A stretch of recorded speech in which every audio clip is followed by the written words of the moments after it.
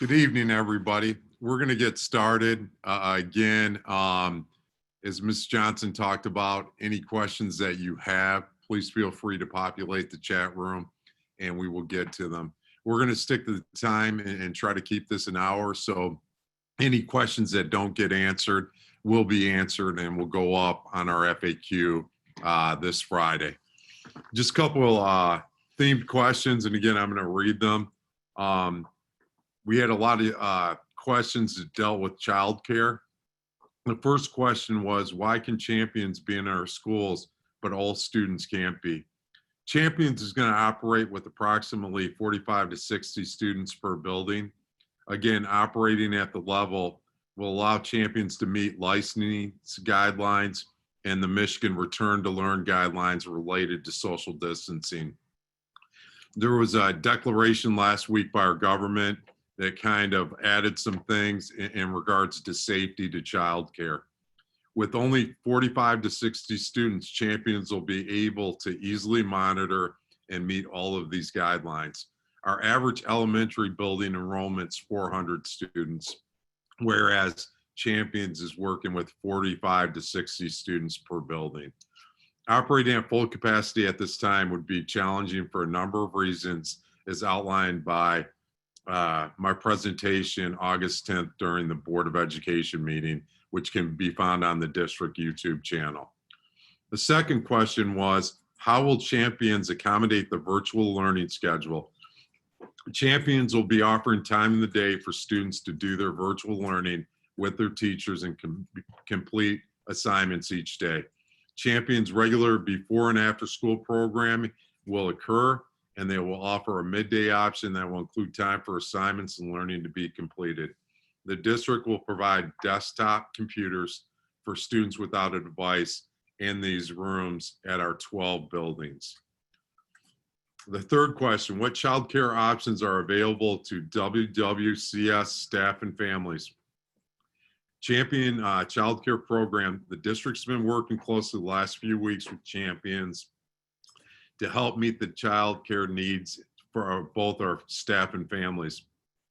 We've negotiated a reduced price with champions until the district returns full face-to-face, and then again, the pricing from 2019 will come in play. Champions will be operating in each individual elementary school and Stevenson Middle School, starting with the new school year on Tuesday, September 1st, 2020. Champions will be offering time of the day for students to do their virtual learning with their teachers and complete assignment daily. Both enrollment options will include time for learning to be completed. The district again will provide desktop computers for the classrooms that will be used by champions. Again, that'll be probably 3 to 4 for each of our buildings. The district will provide breakfast and lunch to students enrolled in champions. The options for enrolling, the full day option, which runs from 6:45 a.m. to 6:30 p.m. School age program will be $27 a day for families. Again, we have a lot of families that will qualify for free daycare. And again, they should contact champions to pursue those options. The school day option, again, we're with it at 8 a.m. and pick up at 3 p.m. is $20 per day. Again, the early childhood, infants, toddlers, and preschool, it runs from 6 a.m. to 6:30 p.m. will be run out of Marshall Upper Elementary. With that being said, as long as we're virtual, we'll be running the Champions Daycare out of our 12 elementary buildings. If we return to hybrid or face-to-face learning, we will kind of pack up and bottle up these programs and put them at Marshall Upper Elementary. So I just want to repeat that because we've already dedicated space there. So if that happens, we would package up, and I'm going to use Schweitzer Elementary as an example, their program there, keeping the kids intact and giving them space in learning pods at Marshall Upper Elementary. The other question is, what is Champions doing to keep our children and staff safe? Again, there were some protocols that came out from the governor's announcement last week regarding face masks, and again, some more stringent and strict rules in regards to that. They will also take temperatures upon entry as well as after lunch daily, screening staff and students for signs and symptoms consistently from point of entry in the school and throughout the day, sanitizing and disinfecting at the beginning, middle, and end of the days, small group size in each classroom with limited capacity, masking up. All of their teachers have been wearing masks since they returned to Marshall for care. Again, all our students will be wearing masks in common areas. Students over 12 years of age will wear one in the classroom as well. Social distancing is part of their routines. There are X's on the chair to distance the students, lines on the tables for student workspaces, assigned seating at tables to ensure no co-use of the space. X's in the hallways. Bathroom use is limited to 1 to 2 students at a time based on the number of stalls. Hand sanitizer in the classroom for use by teachers and students when hands are not visibly soiled. Now I'm going to jump to some other questions that were asked. One was, will instruments be distributed for band students? Again, each building will communicate their distribution plan of materials. Again, for band, it's no different than us issuing textbooks. So yes, they will be distributed, but again, this will be done by a building basis.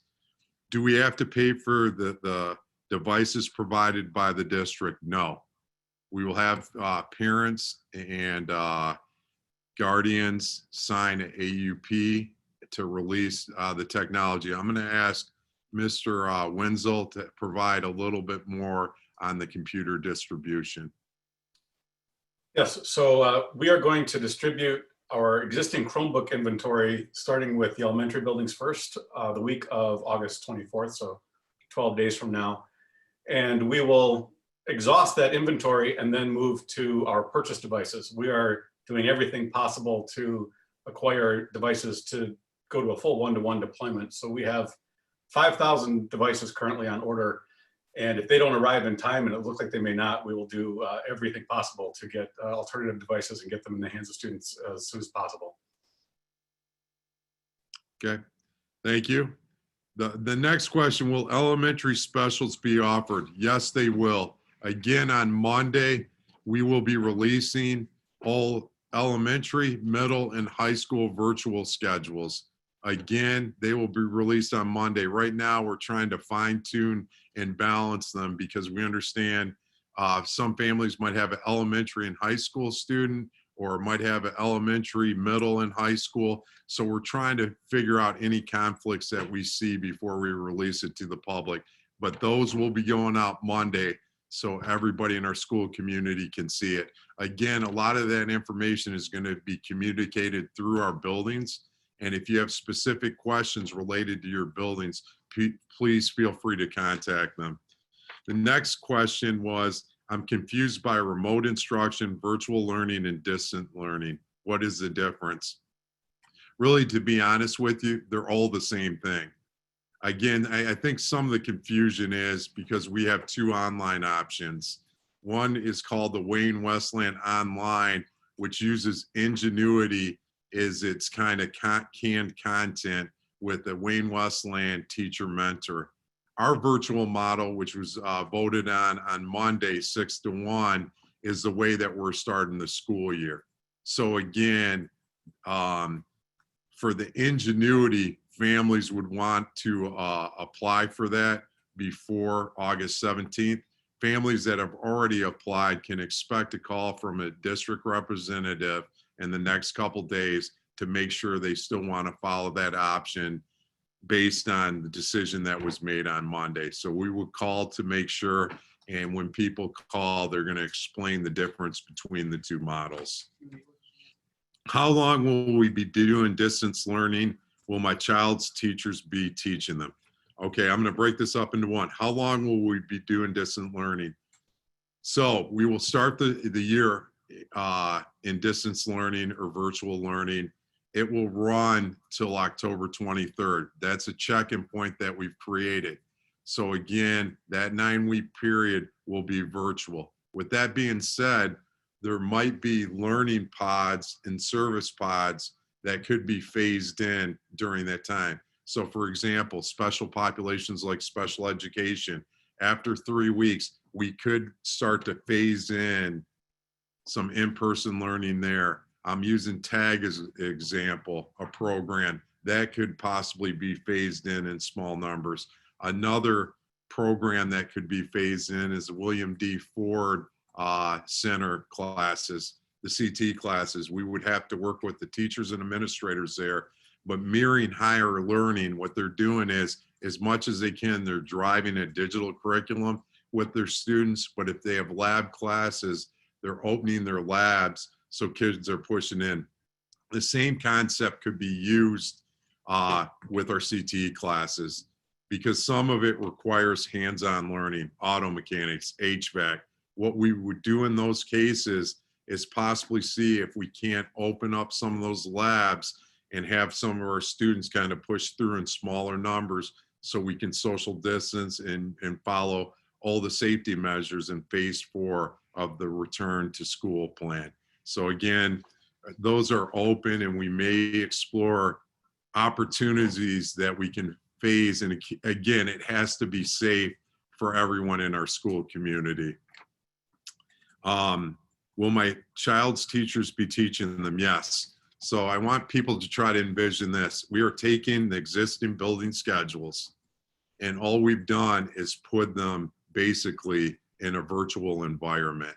So the same teachers that students were going to have if we were in person are going to be teaching them virtually. So for instance, if you had a 3rd grade teacher, you will have that 3rd grade teacher virtually.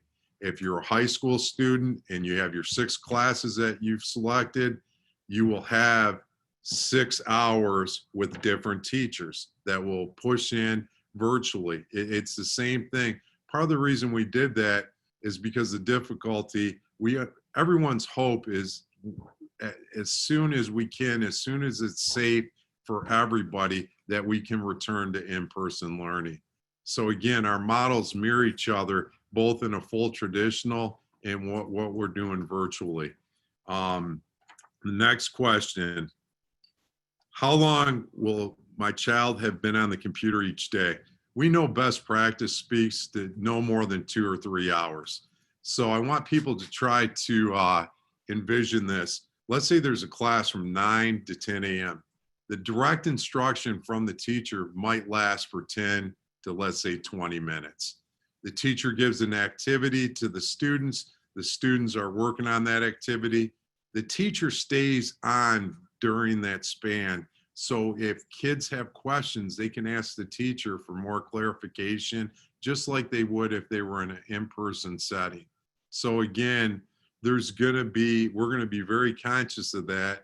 And a lot of learning activities might take away from a screen. It might be project-based learning where the kids are working on something. Again, we are going to have different ways, but kids are not going to sit there for 6 or 7 hours, hour after hour in a class. It's just going to look different. The transition and activities are going to be different. Matter of fact, today and also tomorrow, we've had teachers trained on some of the digital tools that we're getting ready to deploy. Any platforms that we're using like Google Classroom, Zoom, we will have tutorials for both students and parents, step-by-step approaches of how people can navigate and use some of those tools. Mrs. Curry, would you like to add anything? I don't think so. I think you covered the full spectrum of it. Okay. Yeah. The other thing, will they be online during normal school hours? Yes. Again, we are going to send out models on Monday of each level. It is going to mirror from years past the same schedule from the elementary that they typically use. All that has been done is now it's been transferred virtually. So again, I just want to leave that out there. It's going to be, we basically built the classrooms in the school online or virtually. Will this be different than the online learning from last spring? Yes, it will. And I want to talk about that for a second. March 13th changed a lot of things. I think most educators in the state of Michigan thought we were going to return sometime in April. And then we all know school got canceled. There were not many guidelines to guide a lot of districts, and a lot of districts had not made the transition to be able to deploy virtually. So again, we've had much time and we've invested a lot of resources into virtual learning just to make sure that we were ready for the future, the uncertain future that was ahead of us. So yes, it will look completely different than it did last year. How do we know who will be my child's teacher or their class schedule? This will be communicated by the buildings, and this will be coming out in the next week or so. Again, you can go to Parent Portal. A lot of the information will be updated there. The thing that I ask parents and guardians, please go to Parent Portal to make sure your email and your cell phone and telephone numbers are all updated. Because again, we're going to have to rely on a lot of communication. We want to make sure that parents are getting robocalls, that they're getting email blasts, and they're part of that communication chain. So if you haven't done it, please just take a few minutes, go into Parent Portal and make sure your information's updated. When will that information be available? Right now, we are finalizing with buildings what their computer distribution is going to look like so we can deploy devices. Also material deployment such as textbooks and materials that we know that kids are going to need. So again, you can expect that information coming very soon. We will also do something different than we did last year with food distribution. Last year, it was centered at one site.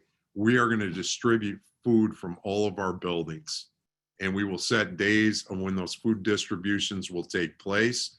If you, for some reason, families can't access or there's some issue with the food distribution, please contact your building administrators, and then that'll be communicated to us. Again, we're here to support and best serve our community, so please do that. Will teachers be taking attendance each day? The answer is yes. That's something different from last spring to now. We are required to take attendance. So attendance will be taken daily for every class. I want to make that perfectly clear that attendance will be taken every day, and it's kind of a new requirement from the state. The other thing that's new from the state is grading and assessment. Kids' work has to be graded and assessed. Last spring, that wasn't the case. Now, this is the case moving forward. Now, with that being said, individual buildings might set up times once a week, maybe once every 2 weeks, of the exchange of materials, whether it's collecting work, whether it's deploying more materials. Again, that's going to be done based on an individual building basis. So you will get information on that as we move forward. Will my child get a computer? Yes. Every student is going to get a device that needs one. And again, we will have a computer distribution plan that will be pushed out in the buildings very soon. How about sports and extracurricular activities like marching band? Will that still happen even with virtual learning? Right now, fall sports started on Monday. They're governed by the Michigan High School Athletic Association. There is not a governing body for marching band or choir, so they are following kind of the same protocols that have been placed in phase 4 for a lot of the athletic programs. Again, there's a lot of social distancing going on. The Michigan High School Athletic Association is supposed to make an announcement on August 20th how they're going to move forward with fall sports. There's a number of possible scenarios that can happen there.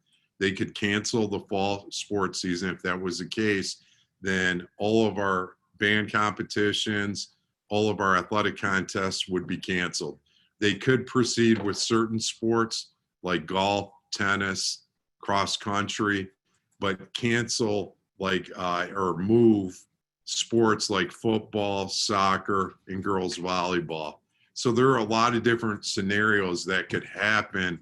Again, the Michigan High School Athletic Association is not associated with the Michigan Department of Education.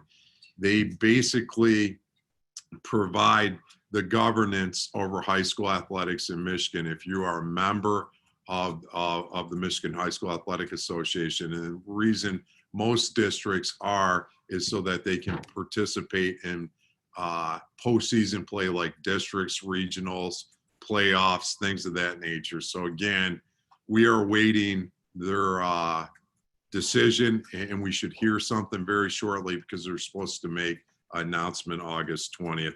Again, marching band is kind of following the same line and the protocols that they have in place there, which are pretty strict measures. The last question here, how will we do career tech virtually? Again, we will do it driving the curriculum as much as we can through a digital curriculum virtually. But with that being said, we'd like to mirror higher learning where we have open labs during the week, Monday through Friday, where we can social distance and assure the safety of our students in that space. Again, we understand classes like HVAC and auto mechanics, it's hands-on learning, and for kids to complete the segments and those CT courses, they have to do hands-on activities. We're going to work hard with both the staff and the administration at the William D. Ford Center to come up with ideas of how we can problem solve within the start of school in that October 20th, 3rd checkpoint to see if there's some things that we can do without compromising the safety of either our staff or students. So what I'm going to do now is I'm going to start to go in the chat room, and we will address questions there. If I skip over any questions, I apologize in advance. It is not done on purpose. As they're getting populated, it kind of moves it on whoever's kind of reading from that list. So I just want to make that disclaimer before I start. The first question, will working parents be able to have their children do schoolwork in the evening?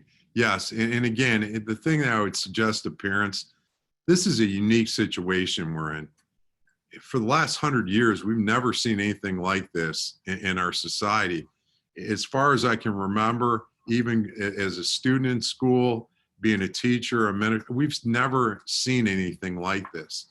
So again, please communicate with your buildings. We want to support every single family. We understand every family situation is unique, and we want to provide every necessary support we can in supporting you and your child to make this almost seamless as we can. So again, the thing that I would suggest is that please reach out to the buildings if you have concerns, and we'll go from there to kind of problem solve and address whatever the issues could be.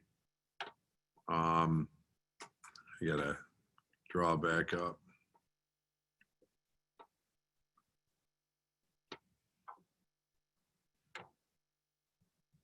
Yeah. Will there be computers sent home to parents who do not have one? Every child in our computer distribution will be furnished a computer or a device that needs one. And again, they will be able to take that home. They correct me if I'm wrong, Seth, but they sign the AUP and kind of we distribute it and scan it in from there, correct? At the point of distribution, there will be an agreement, but it's part of the board policy. It's actually familiar language. Yeah. So the next question, how does virtual learning differ from the Quake K-12 learning program? Okay, one of the biggest differences, and again, the return to learn distance learning is taught by our teachers using our curriculum. The K-12 online program that's known as Wayne Westland Online is we use a canned curriculum called Ingenuity. So what that is basically outside teachers that videotape to teach a lesson. There's units, kids take the units, they take the assessments, and again, kind of move through the process. In order to complete that curriculum, a student has, because we pay for the licenses, starts on the first day of school and goes to that semester before they can complete the curriculum in Ingenuity. Now, we do assign a teacher that's kind of a mentor teacher to help facilitate and navigate that program. But again, it is not taught by a live teacher, whereas our virtual models taught by our teachers using our curriculum. So again, that's probably the biggest distinction between the two programs. This might be discussed in the meeting already, but just in case it's not, what is the plan for preschool? Are they all online as well? I'm going to let Mr. Hallman address that one. Yes, good evening. All of our preschool programs will be starting out online as well. We're working on a distribution plan for that. I know that traditionally our preschool programs start a little bit later than our K-12 programs, and we're working with Mr. Cornish, the principal there, to have a distribution plan for folks to have technology there as well. Okay, thank you very much, Mr. Hallman. It said if it's determined that in-class learning will take place after October 23rd, if parents don't feel safe sending their children back to school at that time, will they be able to continue online learning? Again, because of all the unknowns, October 23rd is going to be a check-in point for us. But again, we probably will have alternative model at that time as well for families that do want to stay online. Again, with the Wayne Westland online through the Ingenuity, parents at the semester break can decide that they might want the kids to return to school to whatever model we're in. So again, we'll have more of idea once we start school. One of the other things that we have to really view is the both Memorial Day and July 4th saw huge upticks in cases. So with Labor Day just around the corner, to kind of monitor and see what that looks a couple weeks after the fact. Again, we're going to do checkpoints. The number one thing for us is the safety and well-being of both our staff, students, and their families. Will tablets or Chromebooks be provided for distant learning for the beginning of the year? Yes, they will. What happens if the district returns and I'm not ready for my student to return to in-person learning?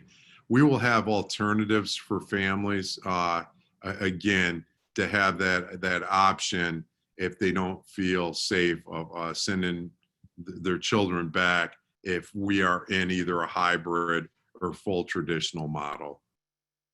What happens if the district, I'm sorry, I read that one.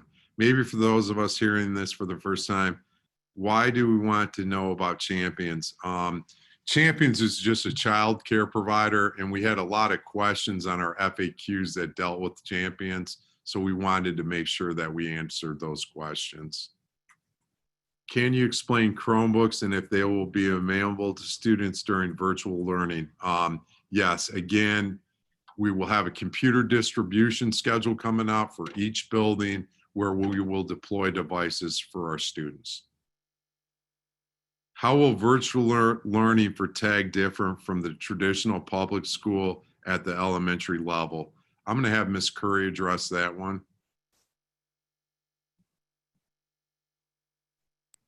Sure. So our talented and gifted teachers over at Walker and then the upper or the middle school, the 6th grade accelerated classes, the teachers would still teach those as they would in the classroom, just online. Through Ingenuity, we would have to look through the catalog of courses and determine which course would be most appropriate for your child. Thank you very much.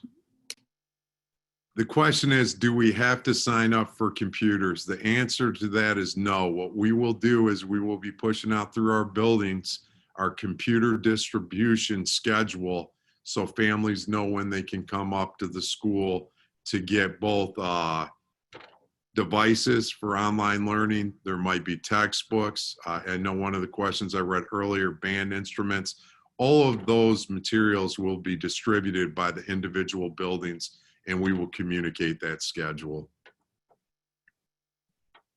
How am I supposed to help my child make sure he gets online for these schedules, being a single parent working 5 to 7 days a week?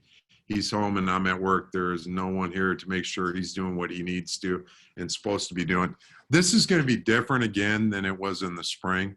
So students, again, we're going to follow the building schedule that we accustomedly have been following the last couple years. Classes, especially for the high school, they're going to be 6 teachers. Students, because we have to take attendance, have to come on. If a student's not showing up online, then we're going to have a lot of follow-up, both with the student, the parents, everyone involved, to figure out how we can help support them. If students need help, again, I'm going to use this example, and this is just a hypothetical. If we have a class that runs from 9 to 10 a.m. and the direct instruction takes 10 minutes and kids are working on activities, they're going to have that time frame to come back on and ask the teacher questions and get additional help. They can also work in small groups. There can be more one-on-one. We also have, through the Westland Library, a tutoring program called tutor.com, where K through 12th graders can get free tutoring as long as they're a member of that library. Now, we also partner with the University of Michigan with a program called Wolverine Tutors that provides tutoring for 7th through 12th graders. Now, we are going to talk to our 3 middle schools. We're going to talk to Wayne Memorial, John Glenn, Tinkham, and William D. Ford Center to talk to their staffs and administration to figure out how this program can best serve their school communities. So we're going to have a lot of supports there to help families through this process. How will you be handling VOTEC courses? Again, and I'll keep this short.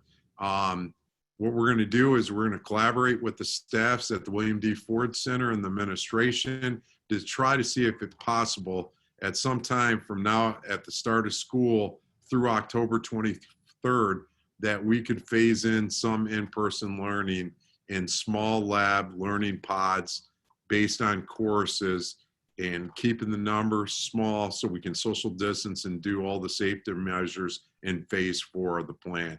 So again, as much as we can, we are going to try to create some hands-on learning opportunities there, because we know students need that in order to complete the segments in the CT classes and even possible certifications. Which curriculum is more intense, Ingenuity or District's virtual? No question, Wayne Westland Community Schools curriculum is going to be a lot more vibrant, alive, and it's going to hit the priority standards of the Michigan Merit curriculum. Ingenuity is kind of a canned curriculum based. A lot of times it can be outdated. Again, it's pretty repetitive. And that's why I think the virtual offering that we have, again, taught by our teachers, is the best direction to go. Just because you have the live instruction, it changes. Our teachers can use all their instructional strategies in their tool belt, whereas you're getting pretty much in each of the units kind of a canned approach to learning. Again, that's just my opinion, but I would take live teaching any day over kind of a canned product. What happens with power outages and or internet issues? Just please, again, those things are probably going to happen. And if it does, communicate with your building administration. And again, we're going to be pretty flexible, especially with power outages. And we've seen quite a few this summer. Now, the internet issues, one of the plans that we have in place, we know there's certain areas in our community that have connectivity issues. We are now going to redeploy some of our buses with hotspots on them to provide a lot of Wi-Fi in areas we know are having a difficult time during the school day. So again, I just want to make that perfectly clear.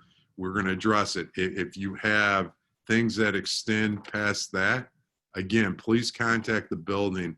In the best of our ability, we will try to address some of these issues within our community to the best of our abilities. When will new first graders meet their teacher? I'm going to have Mrs. Curry jump in here. Sure. So all schools are still going to do a more like a virtual open house. So you'll still get to see the staff and the principal and so forth. And then including in that, right before school starts or during that first week, there will also be meetings such as this, where the teacher and the kids will be online seeing them. We might even, some of the principals even thought about bringing in our new students, such as we have kindergartners, we have freshmen and so forth. So we're thinking through all of those things, those really big changes of kids who are new to the school, kids who have never been in school, are in the middle of a transition. So that's all part of our plan, but they will all participate still in a virtual open house, and then there'll be additionally activities from there. Thank you, Ms. Curry. Yeah. I also want to say hi to Mr. Warren too. I just saw that was one of his comments. The next question, what about if we don't have printers? And this is going to happen. Please communicate to the buildings. This is what I'm saying, that each individual building is going to probably set up a distribution of materials where we have exchanges. Because again, even though we might have computers and textbooks coming home, we're also going to have packets that are going to come home. So I want to be perfectly clear with that. Again, there's going to be a lot of people that don't have printers, so a lot of stuff might exchange online, or it might be, we will print it off and kind of send it home that way too. So I don't think that becomes a necessary issue, but it was a great question and we'll address it. I would just make your building administrator aware that, you know, we just don't have a printer, and I think a lot of families are in that same boat. And sorry, if I could just too, we also have different, like say workbooks coming home of materials and things like that would be distributed to families. So less copies would be needed, or the parents in the home would not even have to worry about that aspect. This is another great question too. Will working parents be able to have their children do schoolwork in the evening? And again, communication with the buildings, we're going to have to show some flexibility and whatnot.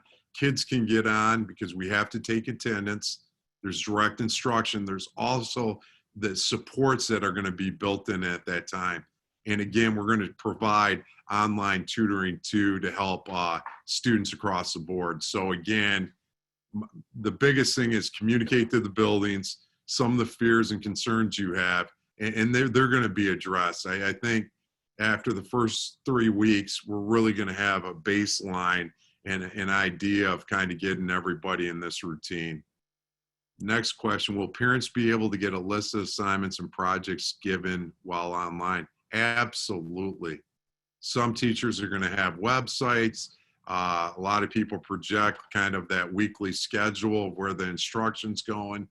We call those instructional roadmaps. So yeah, I think again, teachers are pretty good at kind of mapping out and communicating where they're going with the instruction. I'll let Ms. Curry chime in.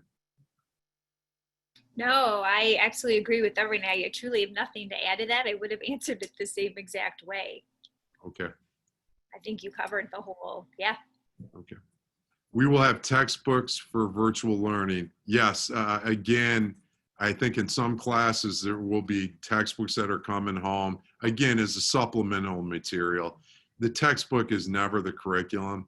The curriculum and the instruction's always driven by the professional teacher. It just gives us a starting point and kind of supplemental material, the textbooks. So yes, there will be some textbooks that will be coming home, just kind of supplemental materials, just like the printed packets people might have families pick up as well. Are the children going to their next grade? Yes, that's a great question. Yes, they are. And again, because there's been such a brain drain from March through the summer. You know, teachers are professionals, so they understand that there's almost a half year that students are missing. So they're going to do pre and post tests. They're going to assess kids to see where they're at. And they're really going to hone in by still teaching their priority standards, trying to collect them. And they're going to collaborate with grade levels below them, above them. Teachers collaborate. And again, I think that's a great question, but I have faith in our staff here in Wayne Westland Community Schools. They're going to answer the bell, and they know what needs to happen. They understand. So again, great question.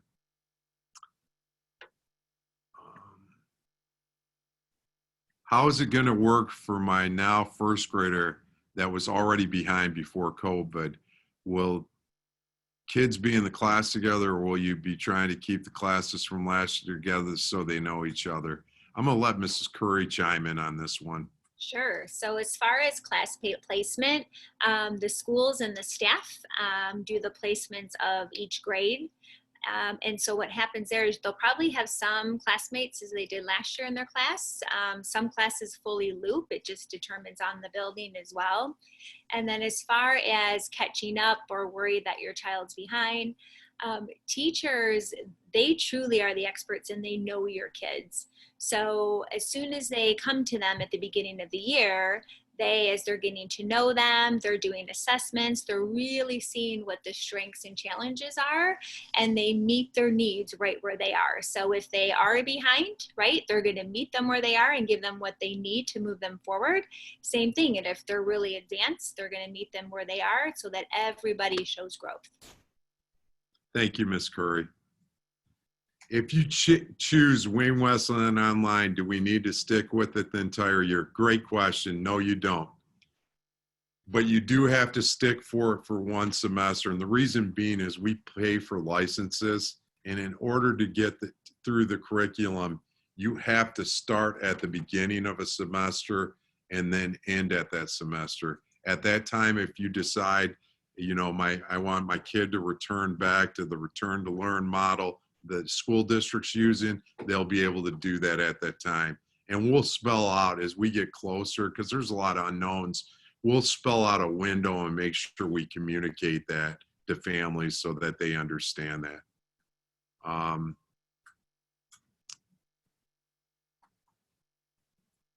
Okay, as you know, kids under 10 get bored quickly. What about recess? I'm gonna let Ms. Curry hit that one because we talked about that. So as when the distant learning schedule comes out next week, there is built-in time for breaks and recess and lunch and all of that, because we know that during school, right, there's not direct teaching, or they're not listening to an adult from the time school starts till the time that it ends.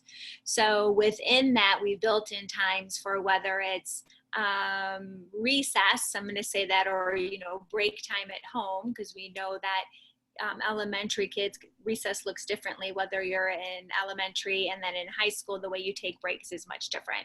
So we built in all of that time just because we know that that's what kids need. They can't just stare at a computer or an adult. So we really scaffold the learning during that day. So those times are built in.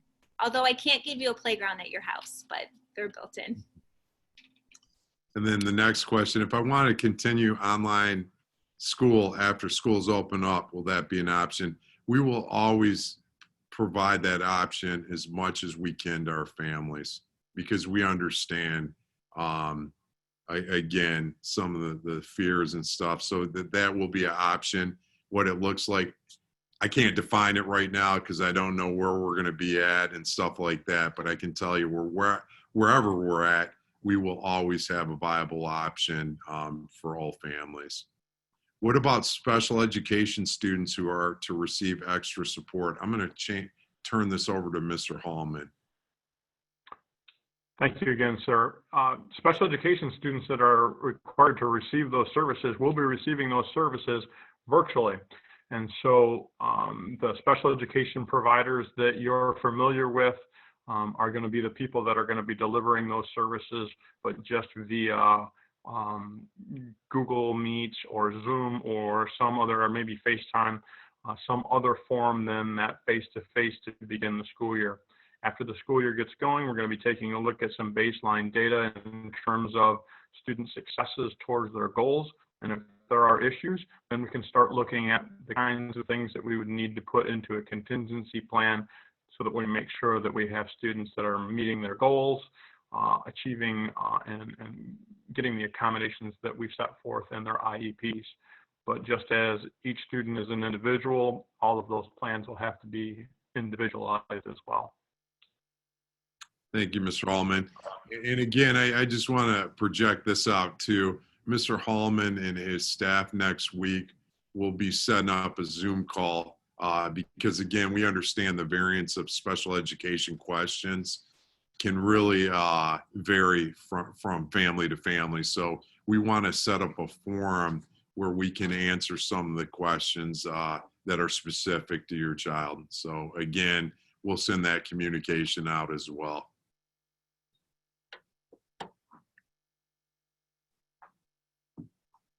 What are the, when are the computers going to be distributed? Again, we will have a computer distribution plan to each of our buildings, and that will be communicated out by the buildings, and that should happen very shortly. Have 3 students in the household. What do we do needing computers? Again, we're going to provide students and we're going to make sure that they have devices. Are we required to use the school issued device? No, you are not. And I'm going to have Mr. Wenzel talk about this because you might have to upload some software or anything like that, and he can walk you through that process. Yeah, so the number one thing, it's absolutely fine to use existing computers, laptops, Macs, PCs. We do suggest that you load the Google Chrome browser. And when your child logs in, it's best probably if they have their own profile, so their own things get saved to that profile, and they log into it during their class sessions, log out when they're done, and let other family members use their own profiles. These are all things that we'll detail on the website, and our teachers will help people with, and also our helpline staffed by our tech coaches will assist with this also. But a PC that can access the internet in normal ways and load Google Chrome is going to be completely fine for our purposes. It is best, of course, if it has good speakers and a camera. Thank you, Mr. Wenzel. The next question, my child receives special education services. How will that work? And again, Mr. Hallman, if you can just give a quick snapshot, talk about the first 3 weeks, create the baseline, and then kind of move into contingency plans. Yes, sir. You just spelled out exactly what I was going to say. You know, I think it beyond just that, in terms of those first 3 weeks, making sure that we've got those baselines in place for what we need to do to set up a good contingency plan so that students can continue to work on their goals. The other thing we need to remember is all the things that we're doing, we're talking about safety first. And so your child's safety is just critical to us. And we want to make sure that whatever moves we make and everything that we do, our first and foremost thing is their safety. We know that they have to have educational benefit, and we obviously want to make sure that in terms of special education, we're following and exceeding IEPs so that we're making sure that we're doing everything that we possibly can to help all of our students. Thank you, Mr. Hallman. The next question I hope was answered in this too. How are the students that have an IEP receive the resources? So again, I think Mr. Hallman's answered that question a few times. We will have again, I want to announce this, another Zoom next week that will deal with special education questions just because of the variance of a lot of the questions and everything. We want to make sure we answer people's questions to the fullest. How about supplies? How will we know what we need? Again, the buildings are going to kind of push out kind of a supply list of what the students need to have, and you'll get that. It'll probably be part of their whole distribution plan of the computers, other materials and stuff. So again, you can expect that pretty soon.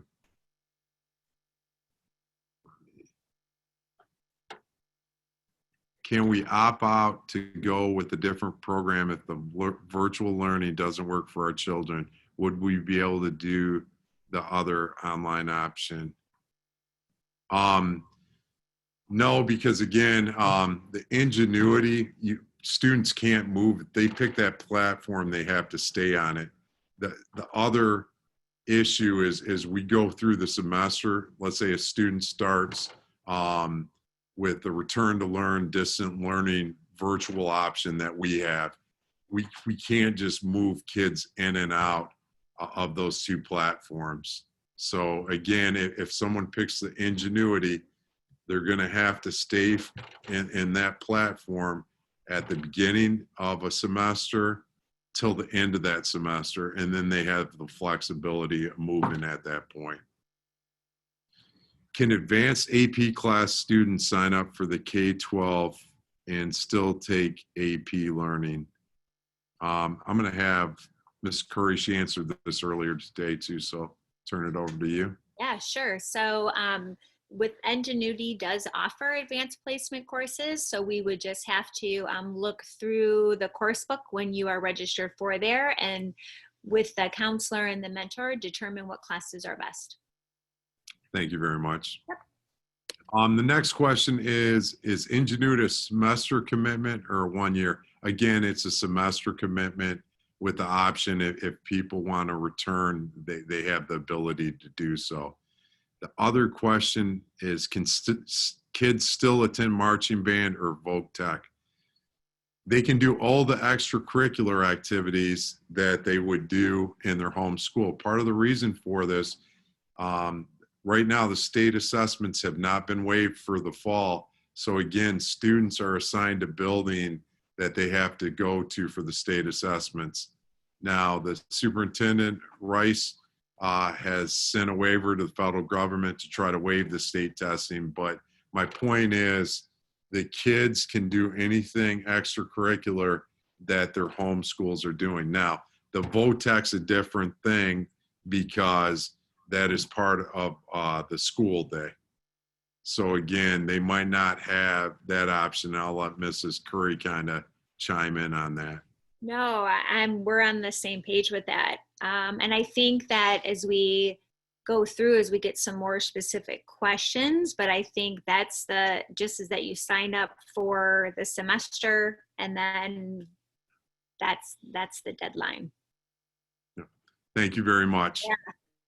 What happens if my child needs help with work and is struggling with some classes? The first thing I would do is contact the building administrator.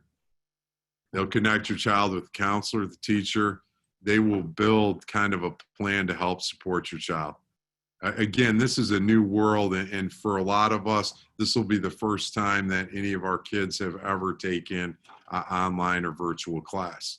With that being said, we have a lot of tutoring options, and we've built even telehealth. We have some meetings the rest of this week with Easter Seals, CNS Healthcare, just so we can provide telehealth services across the board for our kids. So again, any way we can, we're going to build supports to help support the teaching and learning that's happening virtually. Will the kids be given laptops to access their schoolwork? Yes, they will be. How is the district handling VOTEC? Will it be in person or online? Again, to start off with, it's going to be virtual. We are going to try to work both with the teachers and administrators there and try to figure out if we can't mirror higher learning and create some open lab opportunities where we can have our students come in small numbers. And again, we can abide by all the phase 4 safety measures, social distance, and the whole 9 in order to give our kids that hands-on experience. How's the district handling? I think I answered that one. How am I supposed to help my child and make sure he gets online for these schedules? Okay, I think I answered that one.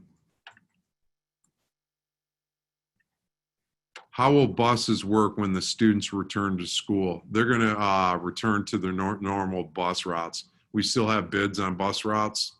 Those are done. during a virtual setting, we're probably going to redeploy our buses to help with the food distribution, to become mobile hotspots. They're going to be used in different capacities to help support the virtual platform we built for teaching and learning.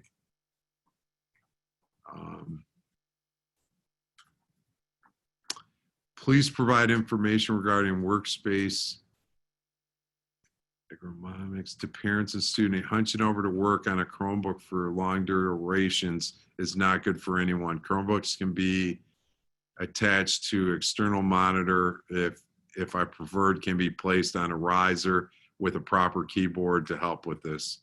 I'm going to turn it over to Mr. Wenzel to kind of answer that. Yes, they can. There is, in our Dell Chromebooks, they have an HDMI out port, which is pretty compatible with a lot of TVs and monitors. They also have USB, so external mice and keyboards can be attached. Thank you. Can go one semester at a time with Ingenuity. Yes, that's correct. If you start in Ingenuity, you start at the beginning of the semester, and you can finish at the end of the semester and decide that you want to return to the return to learn model that the school district's using at that time. What happens if champions participants shown sign of COVID-19? Again, they're going to have to follow both the CDC guidelines and all the state executive orders. If somebody has COVID-19, they're going to have to quarantine for 2 weeks, and then the program will be closed during that time. Again, it's the same thing that a lot of school districts that might return to in-person learning might be faced with. If they have people that test positive with COVID-19, they're probably going to quarantine and shut the buildings down for 2 weeks. So again, Champions is no different than in schools, and other entities are going to have to follow the CDC, health department protocols, processes, the executive orders. So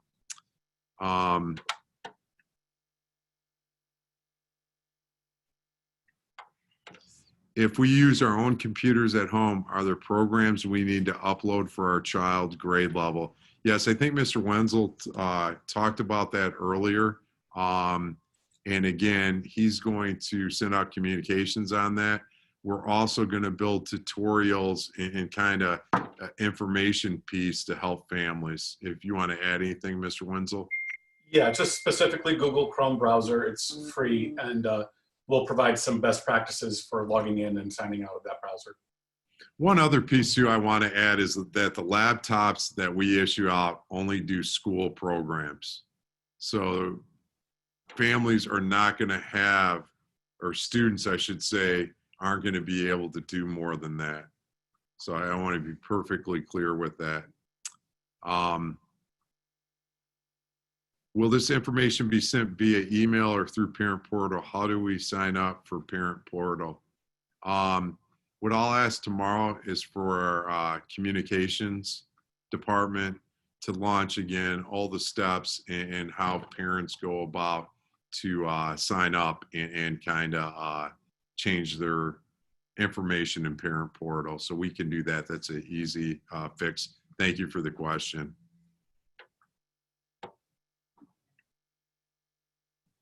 So what will children do who need a Chromebook but can't get one because they're on back order? Again, we're doing our best to address that. One of the issues is every school district in the country are competing in public agencies for some of the same resources. One way or another, we're going to get there and make sure that every one of our kids has a device.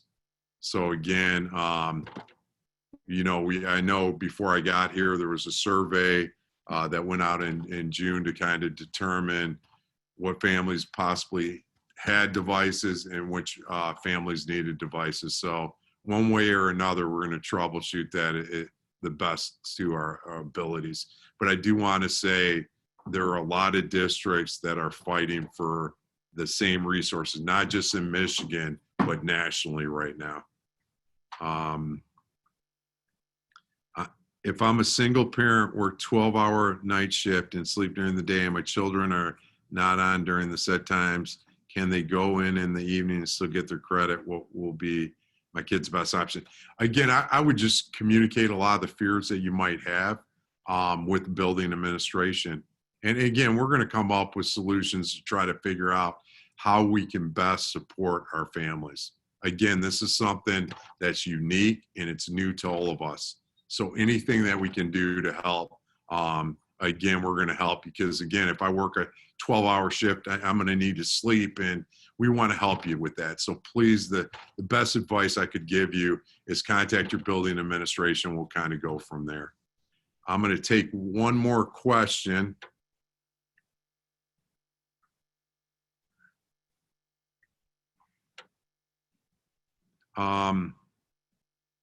Hope they consider allowing some kids being in class physically when it's safe and other kids still participating virtually because they are not ready to go back.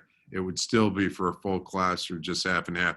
I think a lot of it's going to depend on what the region and stuff looks like, where we're at. Right now, we don't necessarily, as a county, use the metrics like some states do to kind of project what the numbers and stuff to go back to school. Really, right now, it's a local decision.